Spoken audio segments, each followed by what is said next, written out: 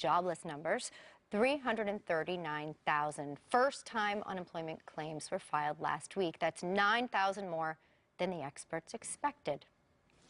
Meanwhile, the White House will meet with Senate Democrats later today. This comes after dismal Obamacare enrollment numbers are leaving some Democrats running from the law. So what will they say to President Obama? Let's talk to Senator Mark Begich, a Democrat from Alaska. He's going to be in the White House meeting. Good morning to you, Senator. Good morning. How are you today? We're doing okay, but you're feeling some heat from your people in Alaska, aren't you? Well, you know, it depends on what the issue is. There's always issues that are hot back in Alaska. It doesn't matter if it's oil and gas issues trying to move forward, or health care, or making sure our Air Force Base survives up in Eielson Air Force, Fairbanks. So every day there's an issue on the forefront of Alaskans. Senator, but today, obviously, and for the past few months, Obamacare is front and center. We know that there's a meeting that Harry Reid called in for the Dems to get in there with the president to discuss Obamacare.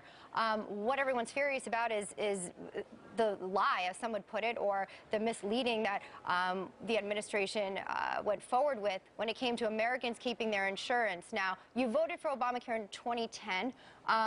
If you had to look at it now, bumps and bruises, mishaps online, would you do that again? Would you vote for Obamacare again today? Well, you know, here's how I look at this. That bill, as I said, with the day it passed, is not perfect, and I've worked to continue to work on fixing it. We got rid of the 1099 clause within about a year after that bill passed.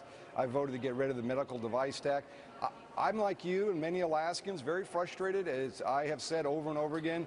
When this website got put up, October 1st, I was on that website, as frustrated as everyone else, twice a day, trying to get enrolled. But, you know, as of last week, as of this week, I got enrolled into the program on the marketplace, got rid of my own. You know, even though I could have got a government subsidy for being a federal employee, I'm not taking that. I've enrolled like every Alaskan. Right. But it has been frustrating. Let me tell you, I don't want to mislead you at all. I mean, I think going back home and listening to Alaskans, I'm as frustrated as they are, and we need to make fixes. Well, Senator, let me ask you. Okay, you say the Affordable Care Act, when you voted for it, was not perfect, and now you see that it certainly was not, and it was not what we were promised.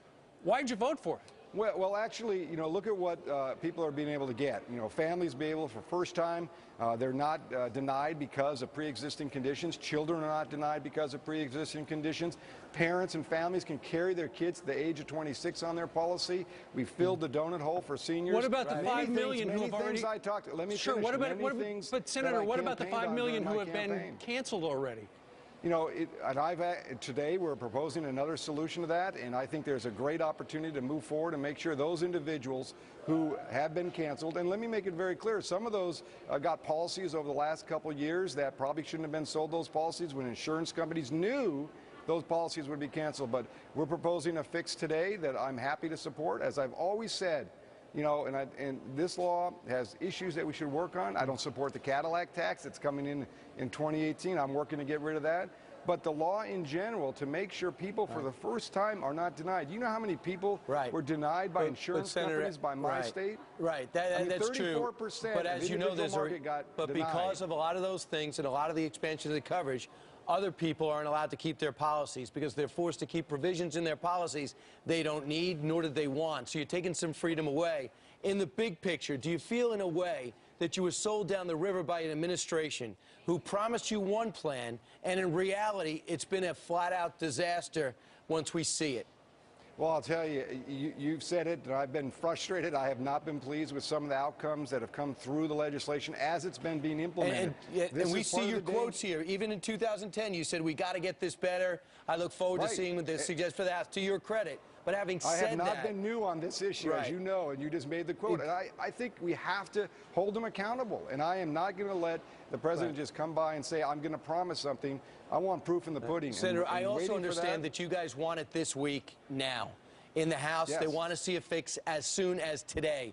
What would that fix look like? And if it means more money, can you possibly agree to that in good conscience, being that we're $17 trillion in debt? Yeah, no, I don't think this will engage new dollars. What it will do is say to the insurance companies, the plans that people had before October 1st, they can keep, and those conditions that I just laid out, pre-existing conditions, carrying your kid on the policy till 26, filling the donut hole, will stay intact. I think that's the right approach. Today, Senator Shaheen, Udall, myself, and others will be introducing this legislation. This, to me, is the right fix for something that I can tell you no one really anticipated, but I'm not waiting. I am not waiting for the president's promise. I want to see results, so we're moving forward. Speaking of the promise and what was known and not known, Senator, you know, you are aligning yourself with the people. You say, I feel their pain. The majority of Americans right now are saying that they believe that the president knew that this was going to happen. The president knew in their minds that they were going to lose their policies. Do you believe that the president knew?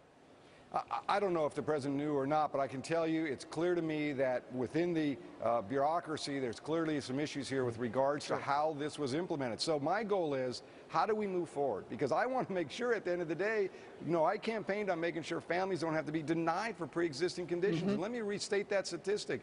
Before this law passed, 34% of those who went to the individual market to get insurance in Alaska were denied. But today, you bring up these zero. I think Let me make it clear. Right. Senator, before you go, does the White House have your back? You're a senator facing a tough fight in Alaska. Does the White House have your back? I'm focused on what Alaska wants because, you know, I know that, but do you? No, but let me tell you, the president and I have disagreed on many things. Syria, guns, oil and gas. I'm not sure all the time, so I got to take care of what I got to take care of. And, you know, is that if a he's yes not or a performing, no? Well, I don't know. Today, I'm doing my own bill, so I'm focused on what I need to do. And if the president steps forward and has a proposal, I'll look at it, but I am not waiting for his proposal. Senator, I got to just ask you this. If you knew in September that on October 1st this website wasn't ready to go, would you have signed on with Republicans who called for a delay? Well, I think I would have said the website itself, not necessarily the delay in the law, but I would have said we should have beta test that website much better than it was. I can tell you, as a former mayor, I have gone through this kind of situation before, and you need to test these situations out. And I'll tell you, I don't think they did a good job, and I've been frustrated and disappointed. Are you more disappointed in the website than the actual program? And you yourself said that this is an imperfect I'm disappointed bill. in how it's been implemented and rolled out. There's no question in my mind that I think there was too many people making decisions that weren't coordinating. That's clear in my mind. There wasn't a focus on how this is going to work. Gotcha. And at the end of the day, I've met with insurance companies and others. We want happy customers. I want happy constituents, and the White House didn't help here. Well, good luck with that happy constituents thing. Let us know how that works out. Senator Mark Thank you very much. Begich from the great state of Alaska. Sir, thank you very much for taking our questions. Absolutely. Thank you, sir. Look forward to having you on again. Heather? Good morning to you. Got some